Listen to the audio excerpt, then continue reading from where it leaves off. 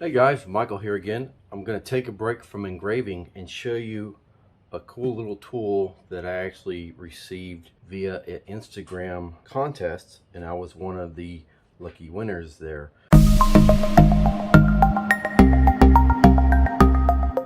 So this is a handheld chainsaw. It's a battery powered 21 volt handheld chainsaw. It's by a company called OneNTech. I think it's ONENTECH. I'm pronouncing it OneTech. I'm not sure if that's how you actually pronounce it.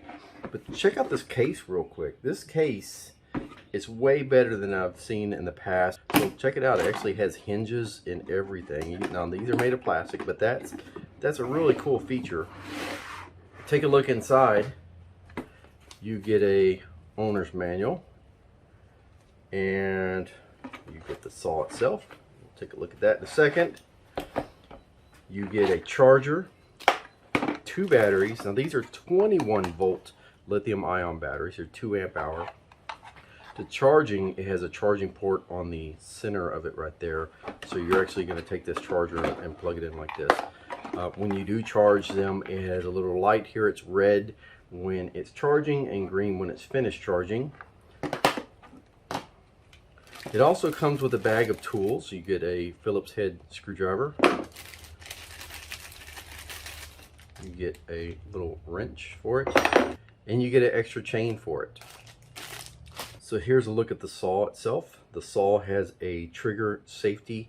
You cannot depress the trigger unless you press the safety first, and then you can press the trigger. It does not have a safety on the other side, so it's really good for right-handed people. You can press that safety with your thumb and then squeeze that trigger. Left-handed people, I'm not sure how you guys do it. So I guess you can one finger this way like that. I don't know. But the blade itself does have a guard on the top. It has the part that's kind of knurled right there that's actually going against the branch when you're cutting on something.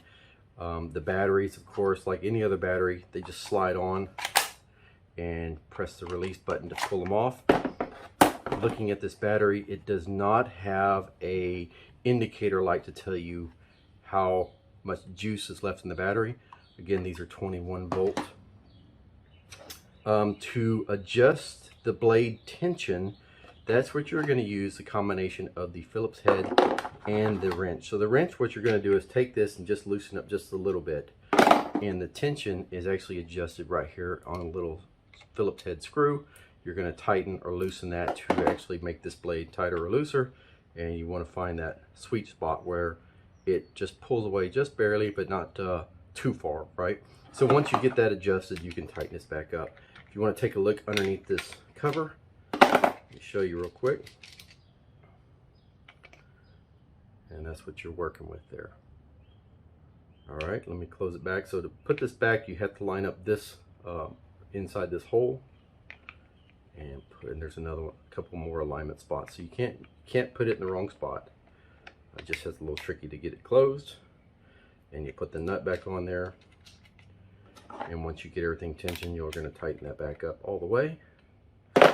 Very, very lightweight, even with the battery installed. Easy to handle. It won't wear you out when you're using it.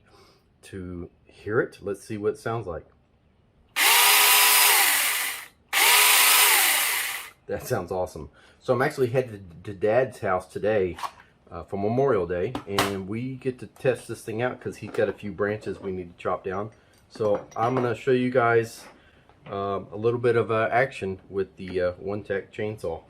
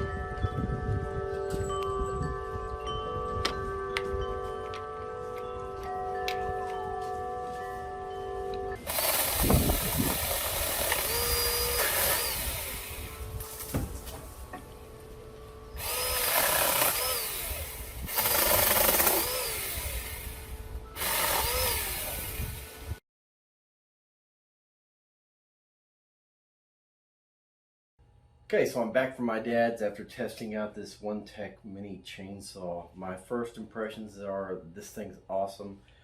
One thing I want to point out was that I had to tighten the chain about 3 times when I was using it, but that's to be expected. This is a brand new chain, so they're going to stretch a little bit. So that's really easy to do.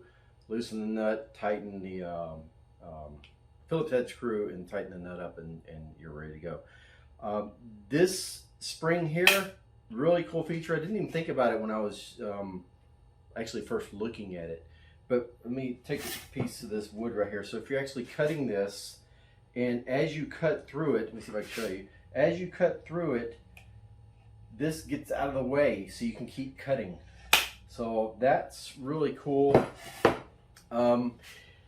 It does not have a reservoir, an oil reservoir, due to the size of this thing. But I took a little bottle of water and cleaned it out, air dried it out, and found 2 caps that fit it. So one cap I put a hole in the center of it, and the other cap I kept solid. So when I want to use it as an oiler, I put the whole cap on top, and when I want to close it up, I put the solid cap on top.